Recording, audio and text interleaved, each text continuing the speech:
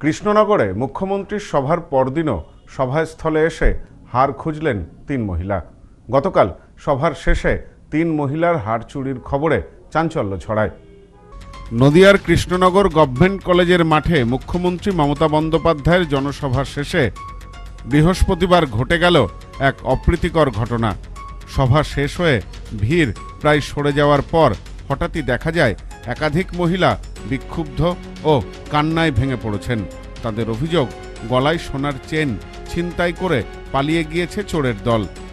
এদিন মুখ্যমন্ত্রীর প্রথমে পথশ্রী প্রকল্পের উদ্বোধন করেন, এরপর সরাসরি পৌঁছে যান জনসভার মঞ্চে। সেখানে প্রায় ১ ঘন্টারও বেশি সময় বক্তব্য রাখেন।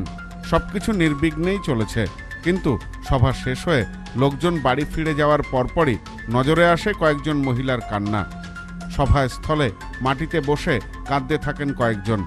জানতে চাইলে তারা বলেন, ভিড়ের সুযোগ নিয়ে তাদের গলায় থাকা সোনার চেন টেনে নিয়ে পালিয়েছে চোরের দল। এদিকে আসেন, কি হয়েছে বলেন একটু আমাদের।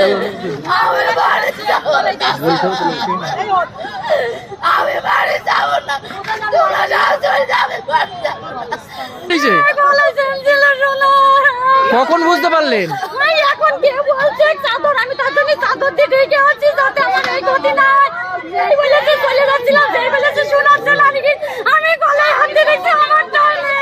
পুলিশকে জানিয়েছেন? পুলিশকে জানান। সোনার আপনি কোথা থেকে এসেছেন?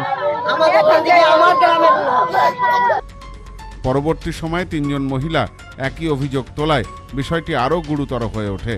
জানা গেছে, তারা নদিয়ার থানাপাড়া এলাকা থেকে মুখ্যমন্ত্রীর ভাষণ শুনতে এসেছিলেন। সভা শেষে এমন ঘটনা ঘটায় স্থানীয়দের মধ্যেও উদ্বেগ ছড়িয়েছে। ঘটনাকে কেন্দ্র করে রাজনৈতিক তরজা এখন তুঙ্গে। বিজেপির কটাক্ষ, চোরেদের সভায় গিয়েছিলেন, সেখানে চুরি তো হবেই। শাসক দলকে নিশানা করেই বিরোধীদের অভিযোগ, সরকারি কর্মসূচিতে সাধারণ মানুষের নিরাপত্তা সুরক্ষিত নয়। অন্যদিকে তৃণমূলের পাল্টা দাবি, হাজার হাজার মানুষের সমাগমে এ ধরনের বিচ্ছিন্ন ঘটনা ঘটতেই পারে। দলের বক্তব্য, এই ঘটনা অত্যন্ত দুঃখজনক। প্রশাসন যেন দ্রুত তদন্ত করে চুরি যাওয়া হারগুলি উদ্ধার করে তার মালিককে ফেরত দেয়, আমরা সেটাই চাইব।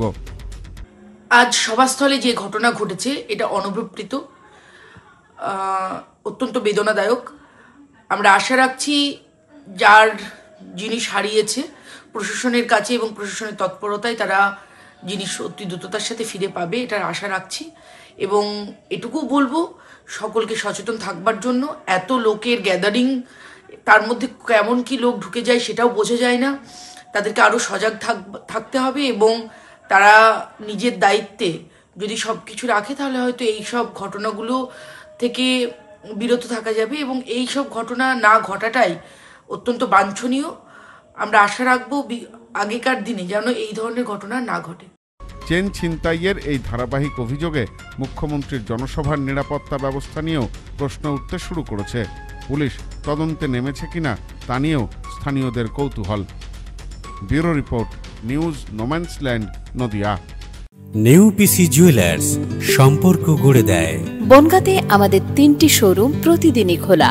নেউপিসি জুয়েলার্স, বনগাঁ বাটার মোড়। নেউপিসি জুয়েলার্স ব্রাঞ্চ, কুমুদিনী স্কুলের বিপরীতে। নেউপিসি জুয়েলার্স বিউটি, মতিগঞ্জ, হাটখোলা।